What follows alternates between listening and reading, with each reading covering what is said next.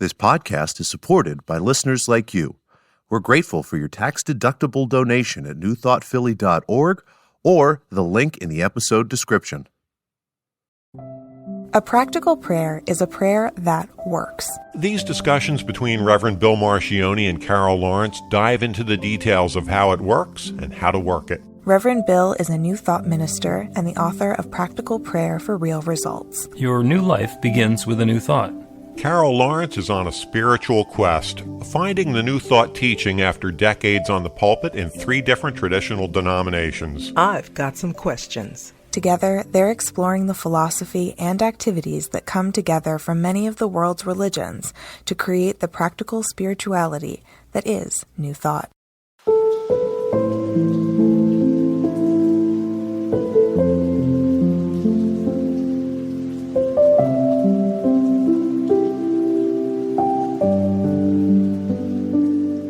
Welcome to the Practical Prayer Podcast. I'm Carol, here with Reverend Dr. Bill Marcioni. And you decided in episode number 140 of the Practical Prayer Podcast that you want to focus in on the 3rd step of a practical prayer, really fine-tune in on that. Yes. I often, this is like something in vain. You can never do it in terms of deciding what attribute of our walk or practice is most important. And I usually come back to faith.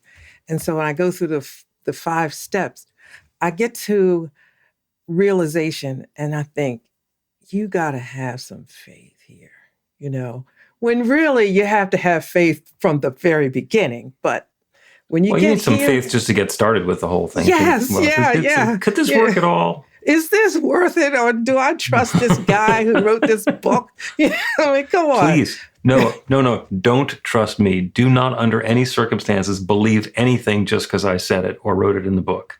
That is not the reason to believe it.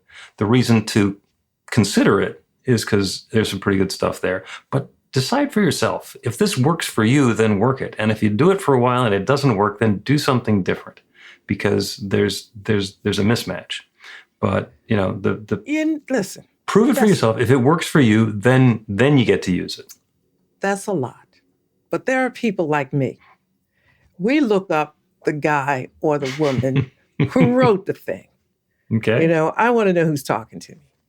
All right, you're in the right place for that. Yeah, well, if you did considerable homework and you've got all this around you that shows that you're really into it, okay, you're not a flash in the pan. Let's go. I'm going to listen. You know what I mean? You don't swallow anything that anybody says, hook, line, and sinker, but I consider the source. Yeah. And I would hope that in the years that you have known me and we've been working together, that you've had some prayers that worked so spectacularly well that you go, this is not working because Bill said it works. This is working because it works. I don't get into all that. It works. It works. I met you. You were doing this. I took the class. I tried it. Mm-hmm. It took me a long time. So anybody who's out there, if it takes a while, we're starting from different places, right? And so I had to undo a lot, not just in terms of the order and what components are in the prayer, but what I thought about or believed about. So, it takes whatever time it takes. But I think you gotta trust, have faith. Okay, God, here's the other thing. I asked God for a teacher. I gave, okay? You did. Long story short, you showed up. I did a little look around. Let's go. That's the way, and you can always, you don't have to worry about poo-pooing somebody if it doesn't turn out right. Fire them. Just get somebody else. Yeah. But and sometimes Spirit has a sense of humor, because you told God to find you a teacher, and you're thinking Carlton Pearson, and there came me.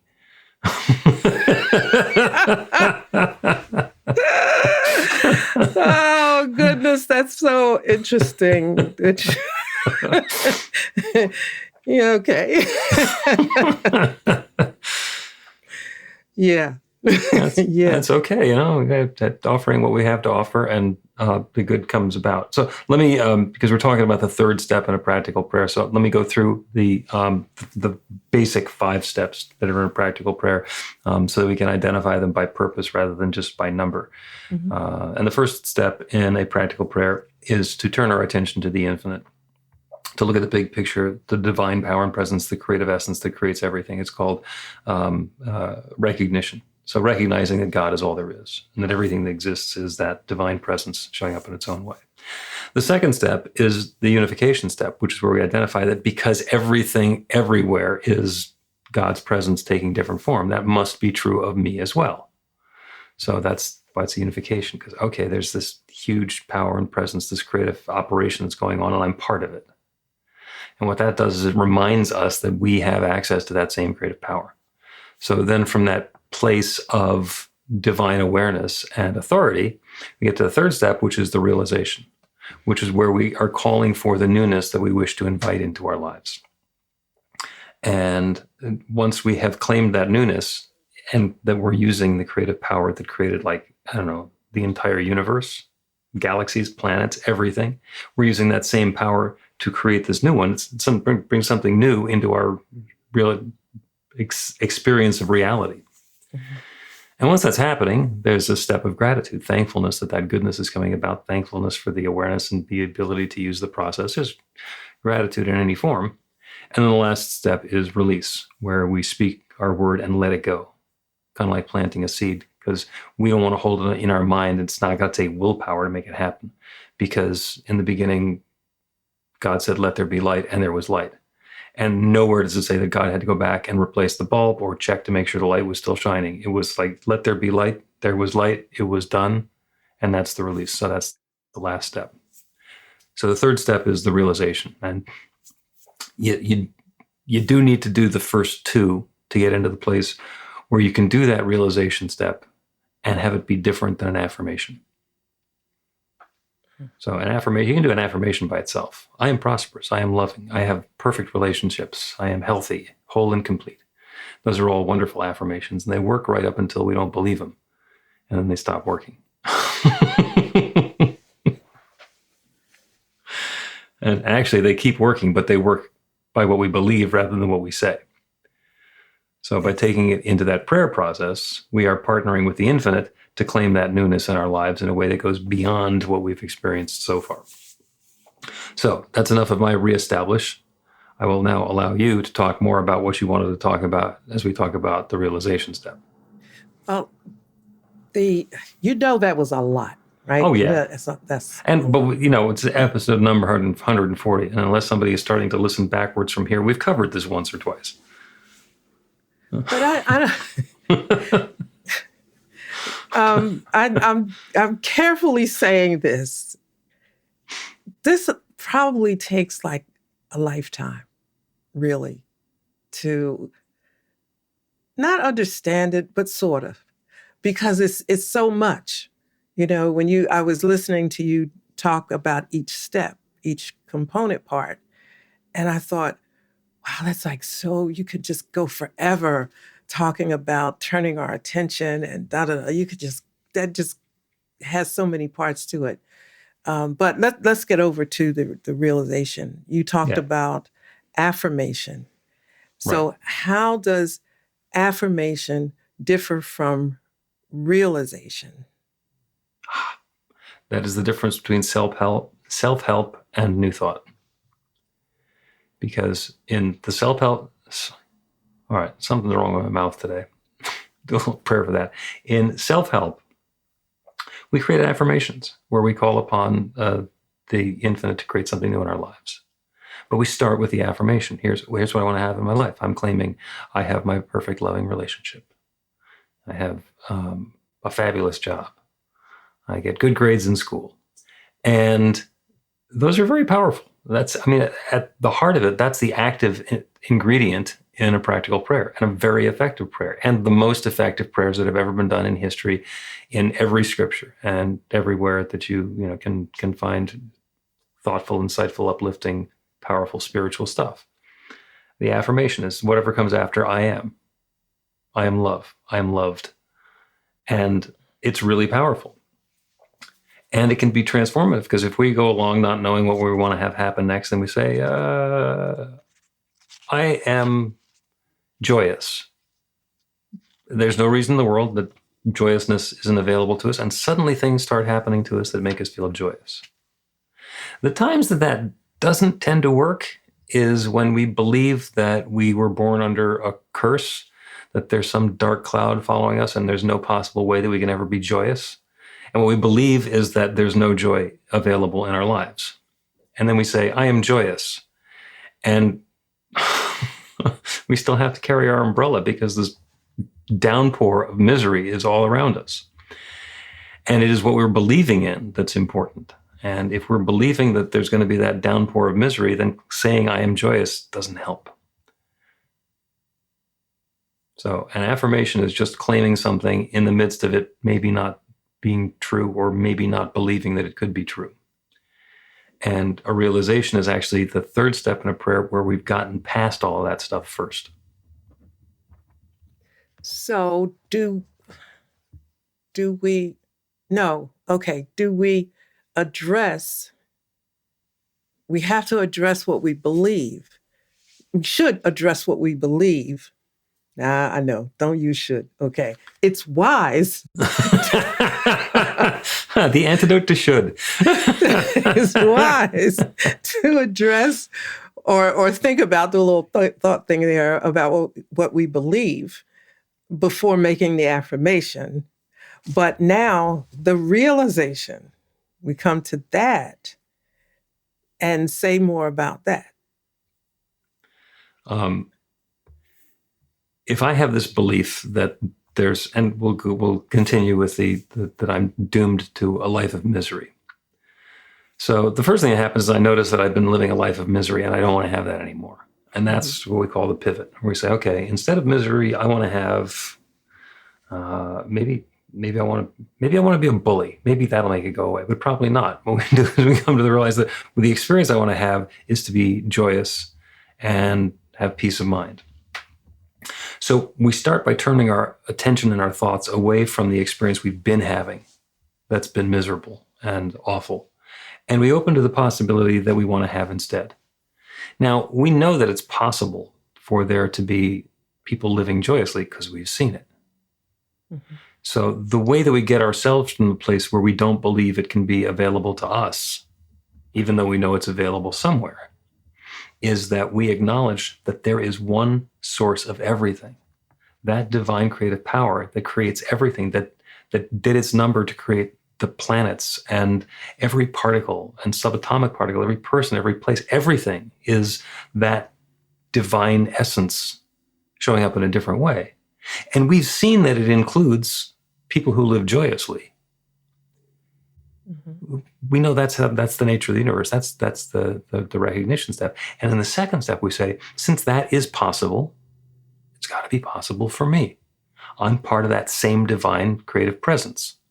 So that good that I'm seeking is actually possible for me. So now, instead of thinking about how miserable my life has been, I'm thinking about how joyous and peaceful and harmonious my life could be. And I'm claiming that I am part of the creation that can have that. And then I get to the realization step and I say, this is mine now. I am joyous. And it's not just me. It's that entire creative process, that 14 billion years of bringing everything together. That's the power that's bringing this joy into my life, not me thinking that my umbrella is going to be strong enough to keep the deluge of misery out. Okay, so while you were saying that, like I was following through with maybe some things that I had done prior to understanding this, so I'm kind of fit it in or overlay it. And I thought, okay, so I kind of look at something and say, I want that. I want to do that, whatever it might be. Done it 1,000,000 times in my life. And if it looks like it's really impossible or whatever, I would just say, well, if one person on the planet did it, I can do it. Yep. I'm doing this. Now, that's just attitude. But what you're talking about is something... That's step 2 with an attitude. Yeah, I guess. In step one, you're saying, hey, they've got it. That means that it's possible, it's out there. Yeah, I mean, why shouldn't I? Step two is, yeah, why can't I have that? That's unification. Okay, there's a creative power that can create that goodness. I want one. Yeah, I might think of, and I can think of several times. I'll say, okay, well, I might have to work a little harder, or I might have to go this way or go that way, but I will, I'll have it or I'll do it. And if it takes a little longer, fine, or it's not going to take as long because I don't have that much time. So I'm going to, so I'll just wiggle around in that and just go, right? Mm-hmm. But what is that affirmation or realization? And if so, is there an easier way to say it without attitude? Because some people will say, well, I'm not like you. I don't have that kind of faith. I'm not going to say it's not faith. It's just that I just figure God doesn't hold out, Yeah, and you've gotten to that place yourself, and that's the process. That's how come we can do 140 episodes so far, still counting, of the Practical Prayer Podcast, because it is really, really simple to explain. It is not easy to do. It is a very, very personal process. It's the most intimate relationship that we have, which is the relationship with our Creator, whatever it was that created us. That divine power that's not just inside of us someplace. It's everything that we are. You say, what's a tree made of? And the tree is not made of wood. The tree is wood. Mm-hmm. We're not made of spirit. We are spirit. We are that divine creative power and presence taking form. Mm-hmm. And all of that good that we're seeking is available to us through that channel. It may or may not be available because we got attitude and we tell the world around us how it's got to be. You are, I believe, shorthanding it because you're doing a lot of this stuff. A lot of this process is at this point innate in you. You understand your nature and the nature of the infinite. So you can start with what seems to you to be attitude. I'm going to have this. And because you have that relationship, that understanding of where you are in that creative power and that creative law, you can start there and just continue in through the realization and claim you're good. Other people are starting in a different place. Okay, so I want to,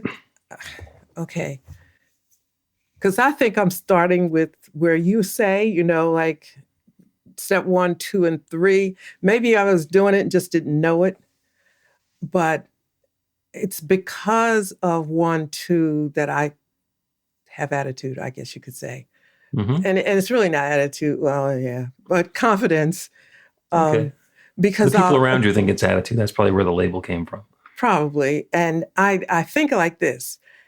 Okay, I'll stop for a minute when things are hard. I can't see it, but it's there. Just give me, some time. It's there. And because I just know spirit. I just know God. No other way. Then I'll tell myself I may not see a way, but I know there is a way. And if that is the case, it'll come clear. I mean, I'll say things like, I know I'll find it, but let's just be honest. I ain't that great. I'll just, I'll do the best I can and then wait and trust that the smoke will clear.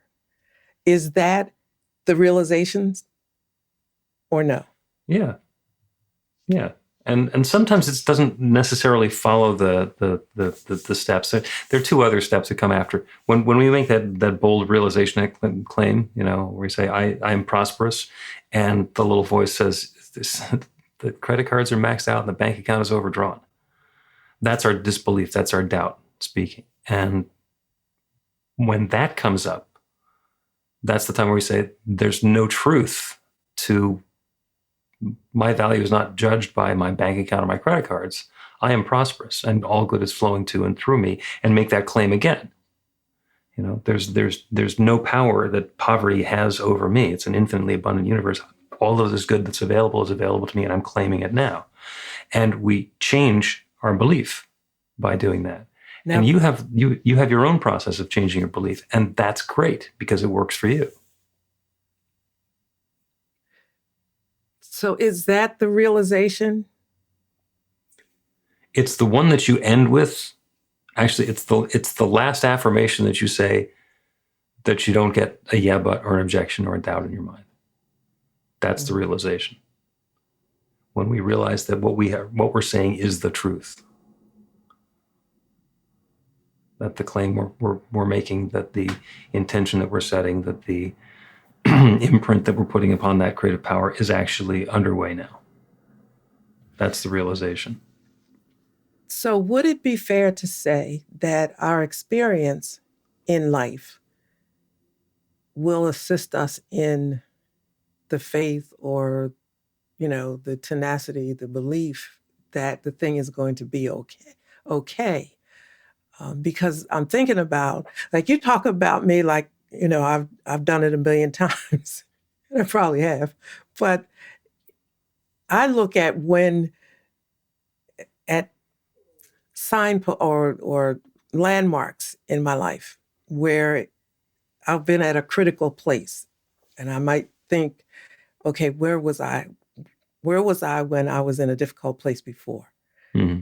And go find that strength, the words that I said or the feeling or something. It just, especially when you're in a place where you can't really see, because sometimes when you're in it, you're just like messed up. Right. So all of that is before you get to the end, because I'm thinking,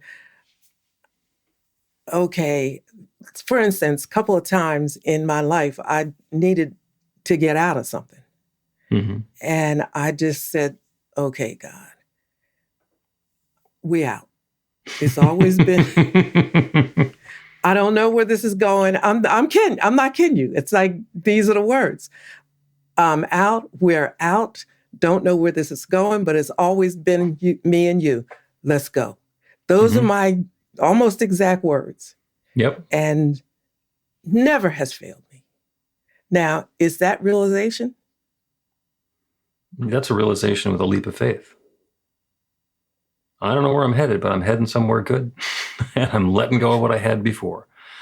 You are the trapeze artist who has just let go of the bar. Something's going to happen. Yeah, could there have been a part that says it can be worse than this, right? Or I don't really care. Never say that. Yeah, this is an infinite universe because it could, no matter how bad it is. It's like, really, this with flies? God, who'd have thought? So I guess I'm trying, because I don't have an example. I just know what is, and I don't have the words to articulate it. So I'm trying to get you to do it for me. Okay. No surprise there, right? Yeah. Well, let's take a break, and then when we continue, we will have a little bit of a discussion about a one-step practical prayer and how that's different.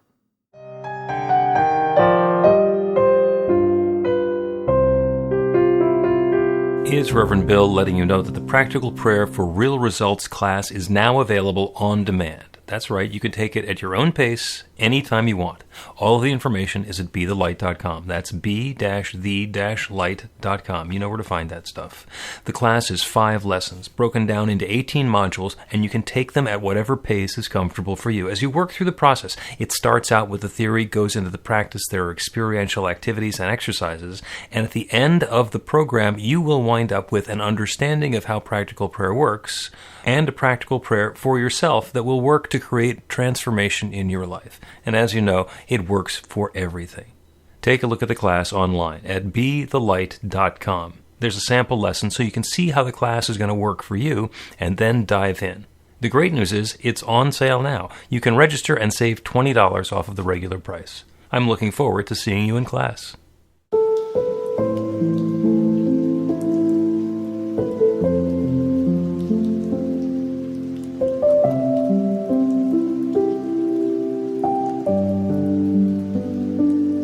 Welcome back to the Practical Prayer Podcast. I'm Carol, here with Reverend Dr. Bill Marchioni. I wanted to add something, so that nobody feels situationally. It's not just about relationships. It could have been about an experience that I wanted to get out of, not necessarily relationship, and that might have happened too, but, so that we can all feel like whatever your situation is, it could fit in this when you want to make, this huge change. Oh, yeah, it works for everything. Yeah. I mean, one of my favorite things to pray for includes doctors scratching their heads and apologizing because the original test results couldn't possibly have been accurate because there's no evidence that this disease ever existed. I'm completely okay with that, and I, on more than one occasion, have prayed that experience into into the scenery around whoever the prayer was for. So yeah, the prayer is for health, it's for prosperity, it's for relationships and connection at all different levels, whether it's with our beloved or with our work colleagues or the government. It's about our creativity, the spiritual practices. It works for everything. It works for everything. So we could do this in one step? Yeah, people notice, like if you read the New Testament, Jesus goes around doing a lot of blessings and prayers and working miracles. And he very rarely does these 5 or 7 steps that we're talking about. He says, Lazarus, rise, and the dead guy comes up and says, oh, were you looking for me? And that works. And it's because Jesus was absolutely sure of who he was. He knew that he was a child of God. He knew that he was an expression of the infinite and that he was wielding that divine creative power that creates everything. He also knew that we all were. He said, all this I do, you can do and more.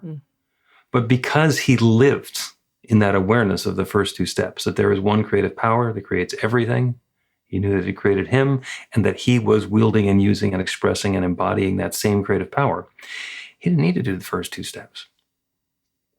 He could say, Lazarus, rise, or fig tree, go away, and boom, it happened. Mm-hmm. And he lived in a space of gratitude and thankfulness. So in that single step, he would state his realization and let it go because he knew it was the truth and it wasn't going to hang on to it. It's not going to be him doing it because he knew it was the infinite creative power that was doing it. So in that single step, it's the realization, the release, and it's done. Mm-hmm. And every once in a while, I can do something like that. Somebody will ask me to do a prayer for them, and I'll just look at them, and it's like, it's absolutely clear in my mind that whatever it was that they just asked for is happening, so it's done. And I describe it again in those words, and then they come back a week or a month or 2 months later, and they say, hey, this thing happened. It was wonderful. And I'm thinking, didn't you already tell me this? Why did I already know that? Oh, I know. It's because I saw it when you first asked, and I did that 1-step prayer. It was done. And you're just getting the newspaper delivered now. So that stuff works, and the 1-step prayer can work. But what happens is if we have been living in that experience of having misery fall upon us all the time, and we get to believing that misery is what we're about, then that's our belief system. That's what's active. That's where we're activating that creative process. We are claiming, I am miserable. And the creative law is saying, yes, you're miserable. And we don't need to acknowledge that that's what's going on because it's not like there's a different creative power to create something when we don't know.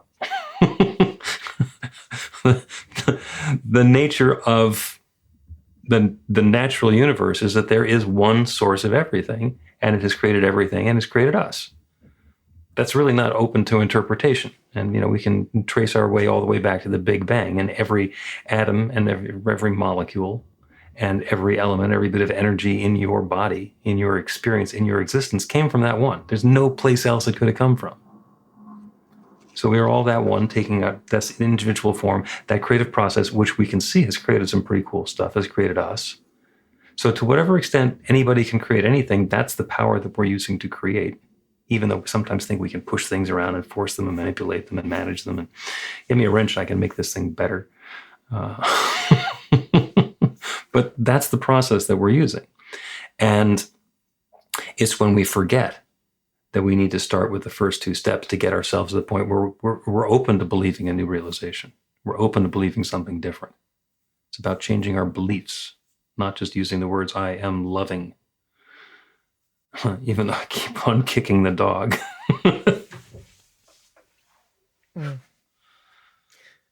Okay. So Did that straighten anything out? yeah, I think we need about 3 more episodes, but Okay. but Good to have a plan. but the I have a plan here, but I rarely stick to it.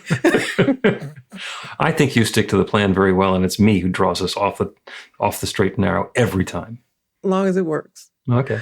So it is what we believe really that needs some attention, Mm-hmm. because what we believe is what, can we say, empowers the energy or allows the power to either flow or not. What we believe is basically directing the creative power. And it happens whether we understand what we believe, whether we're aware of what we believe, or whether what we believe is so subconscious and so ingrained in our personality we don't even know it's there anymore. Gotcha. You've done gardening. You know, you go out to the nice marigold seeds and you plant marigold seeds and you water them and you smile, and then there's a whole bunch of weeds. Like, where'd those weeds come from? You know, they were in there. You want the marigolds, you got to deal with the weeds and make room for the marigolds. Yeah. Wow. Okay. So in the practical prayer, we are not always aware of the weeds until we get to maybe step 3. Is that fair? Sometimes we go through a whole bunch of cycles where we become aware of the weeds when we set the intention to have, and I'll continue with the marigolds. We have the intention to have marigolds, and we go through the entire process, the whole prayer, and we're planting marigold seeds and knowing that that's the good that's coming up. And then what shows up in our life is a lot of weeds and maybe a couple of marigolds. And we look at that and then saying, oh, I'm a failure.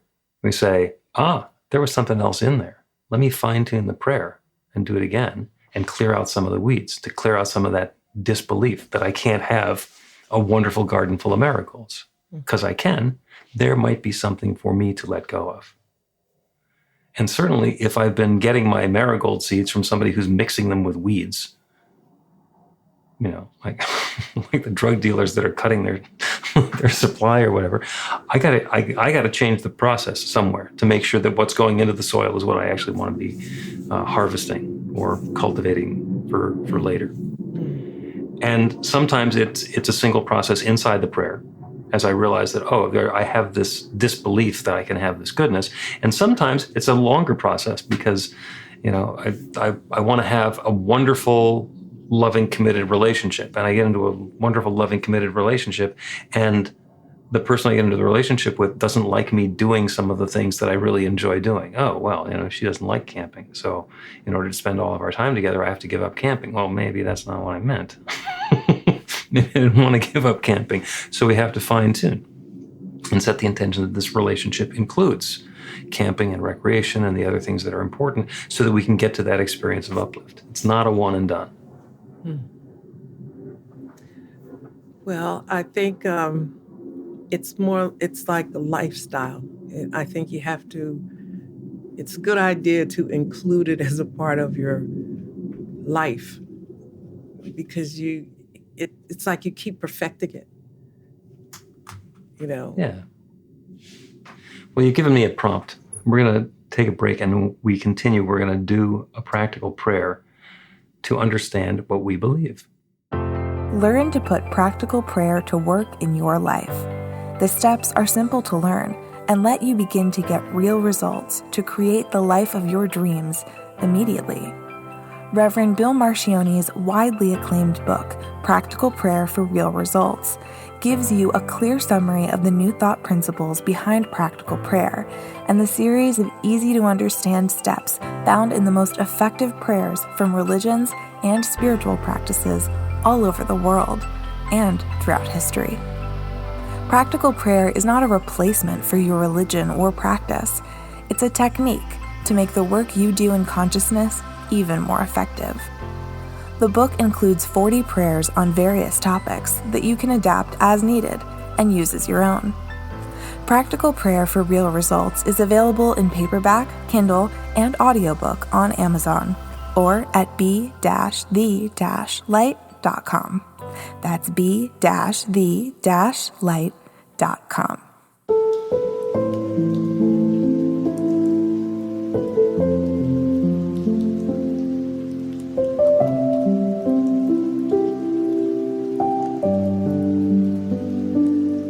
Welcome back to the Practical Prayer Podcast. I'm Carol, here with Reverend Dr. Bill Marcioni.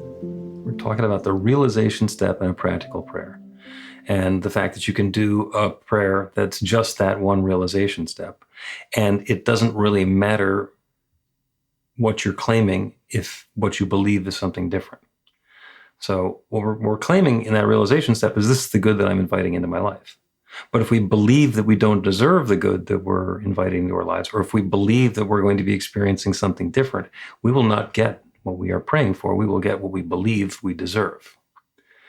So that seems mysterious, especially since we have this subconscious, which is something of which we are not conscious. So, and that's where our beliefs live. They're actually active in our subconscious. That's where the creative law gets activated. So the good news is, if there's something that's in our subconscious, in our belief system, then we don't know what it is, there are a couple of ways that we can be informed as to what it is. The first and most obvious, and kind of hit you in the the phrase of being hit by a spiritual 2x4, is your life experience is a topographical map of your belief system. If we believe something, it's going to show up in our life. And everything that shows up in our life is because it's part of our belief system. Things that don't fit just don't show up. But that it can be difficult to see how all those pieces fit together. So sometimes we can go along for a whole long time and something just hasn't been working for us, or it's been a challenge or a difficulty. And then suddenly we go, oh, I never thought it was possible for that to be different. Or it never occurred to me that these people and those people could get along well. Or, fill in the blank. There are so many things where there's something that we just didn't have a concept of. And we had a belief that it had to be the way that it had always been. And however that got in there. So let's do a practical prayer on, what do I believe? And the other way to look at that is clarity. How can I have clarity about what's going on in my belief system to make room for me to choose something that I prefer? Now, it's possible that everything in my belief system, everything that I believe, is serving me wonderfully. And it's nice to know where it came from and to settle into that goodness and to invite in, yes, please, and more, overflowing. And sometimes we can use that to say, this is something I am ready to let go of. This is something that, for whatever reason, got in there. I learned it. I believed it. I accepted it. And I've been living by it. And I don't need it anymore. It's time to let go of it. So that's going to be the prayer today. So as you're comfortable, I invite you to close your eyes, if it's safe to do so. Go within. Become aware of that divine power and presence that is within. And if you're not able to identify that divine power and presence within, consider the possibility that there is a divine power and presence within. One source, one creator that has created everything. It's the one in Scripture that said, let there be light, and there is light. Because it said right before that, there was darkness and void, and God. And God said, and God was all there was. Everything else was darkness and void. God was there, and God said, let there be, and now there is. And that same story is told in the language of quantum physics is the Big Bang. And suddenly there was this enormous field of energy that took millions of years to cool down to the point where it could start creating matter, atoms. And those could evolve and create and unfold and reveal themselves as all of the different elements that we have that can then combine into molecules and then form life and then form us, then form our experience. It doesn't matter what the story is. It is the same. That one is sharing itself, expressing itself, revealing itself, and unfolding itself as every part of its creation. That's all there is. And knowing that that is all there is, I know that that must be what I am, what each one who is listening to this prayer is. We are that one taking our own particular form. And I say particular because all of the particles that make us up all of the energy that make us up, is that one. We are that divine presence taking particular form as us right here and right now. And everything that we're experiencing, everything that we're aware of, everything that's going on in the outside world and the world within is that one infinite intelligence, that one divine presence expressing itself. So that infinite mind, that divine creative power that knows how to create this entire manifest universe, is part of us. It's within us. All of that wisdom, all of that insight, all of that knowing that's available anywhere is available everywhere. It's available right now as and for and through each of us. So I invite an even deeper awareness and clarity of what do I believe? What is the way in which those beliefs have been bringing about the experiences, the ones that I love and enjoy and cherish? The ones that have been challenging or difficult or that I wish to move beyond? What are those beliefs that I have had? We don't need to understand where they came from. We don't necessarily need to understand all of the implications. Simply the awareness, the clarity about what I believe and how it's been showing up in my life. And we can then move on to that next choice point of what do I wish to experience next? More of what I've been experiencing, or in a slightly different flavor, a different direction, or something brand new, complete transformation. And it's all available. It is all possible. So I claim that goodness. I claim that clarity. I claim that understanding. And I claim that transformation to what's new on behalf of each one listening now. That good is underway now. And I'm so thankful for it. I'm thankful for the good. I'm thankful for the willingness of each one to take part in this process, to consider something newer, bigger, more expansive. I'm grateful for the courage to go beyond what has been and open to something new. And I'm grateful for the awareness of this creative process that has created everything. I'm grateful to know it's now creating this. And so with a deep feeling of thanks for all of this good and more still coming, I speak this word and I release it into that creative law that has created everything. And know it's now creating this. And so I let it be. And so it is.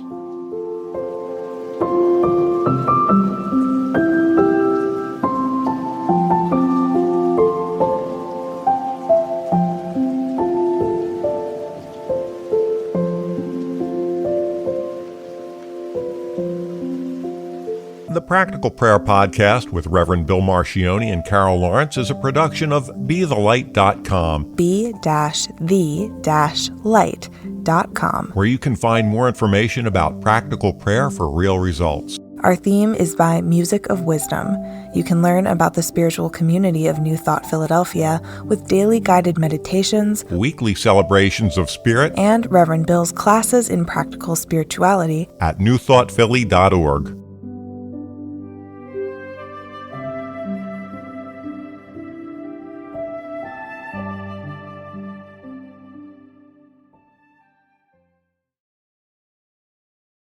This podcast is supported by listeners like you.